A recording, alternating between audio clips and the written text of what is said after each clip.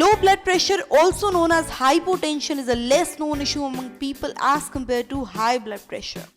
This problem is often dismissed by people considering it as an off case of feeling dizzy. But it could be a sign of serious issue with the heart, endocrine, or even signal neurological disorders. Common symptoms of low blood pressure are dizziness, fainting, fatigue, nausea, difficult breathing, blurred vision, and cold. Here we are with 5 home remedies that could help in curing low blood pressure. For people suffering from low blood pressure, salt can help. Salt water helps treat low blood pressure because the sodium in salt increases blood pressure. Whenever low blood pressure symptoms hit you, just mix 1 tablespoon of salt in a glass of water and drink it.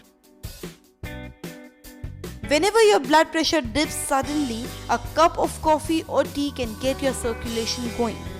If you frequently suffer from low blood pressure, drink a cup of coffee in the morning or have it along with meals, but remember not to make it a habit.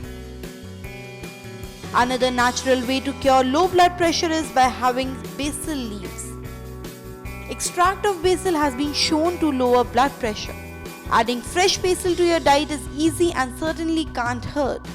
You can also extract the juice of 10 to 15 basil leaves and add it in a glass of water. Have it on an empty stomach every morning.